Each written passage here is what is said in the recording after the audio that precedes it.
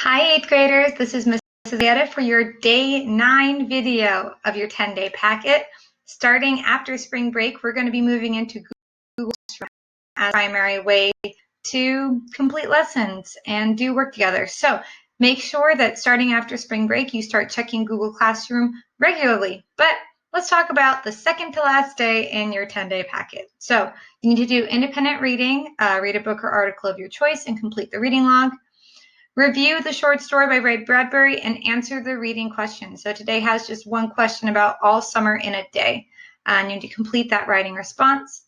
And then you need to continue drafting your narrative using the information from your story map. We'll talk about the revision process tomorrow, but let's just focus on all summer in a day first. So for this essay question, it actually wants you to write like an essay in response to it. You need to use ACE as the foundation, but elaborate all of your answers. It wants it to be a pretty long answer. So answer the question clearly and precisely, restating part of the question in your claim. Cite specific parts of the text, either directly like quotes or indirectly like using paraphrasing. You would include the author's last name and page number, but since this is a short story, you can either just say the title of the story or Bradbury. At the end, you need to explain how the quote proves your claim, elaborating on your point and tying everything together.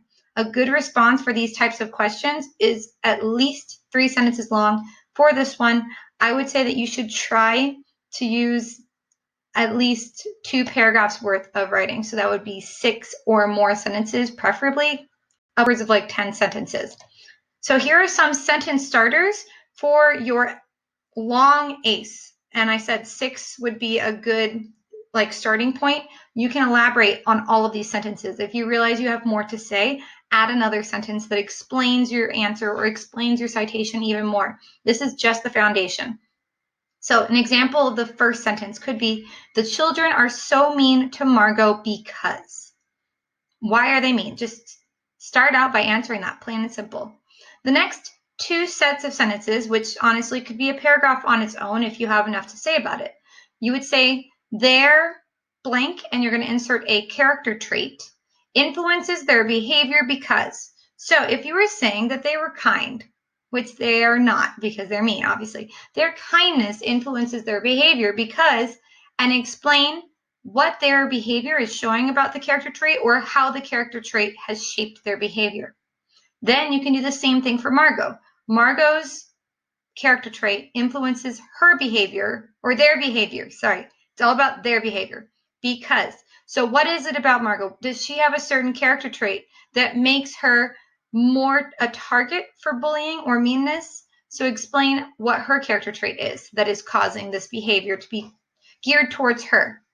Then you need to go into some citations, and I've given you 2 examples of ways you can start those citations. So an example of these character traits is when. So how do we know that they have a certain character trait? How do we know that Margot has this certain character trait?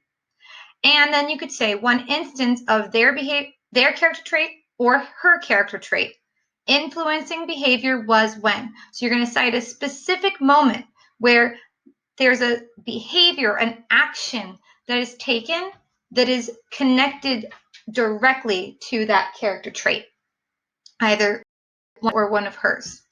Lastly, you need to explain your answer. So these moments from the story happen because, and then go ahead and explain why it happened that way.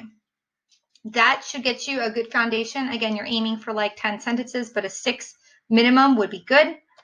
So the last thing you need to do is you need to independently work on your rough draft of your story. So use the story map that you wrote on Tuesday. Make sure you include as much sensory details, dialogue, and description as you can. If it helps, use a plot diagram like I outlined in the last video. But with that, it's all up to you now. So you need to independently complete that work, and I will be back tomorrow with day 10, and we'll officially be done with these packets. So that is all I have for you. Have a great rest of your day and good luck.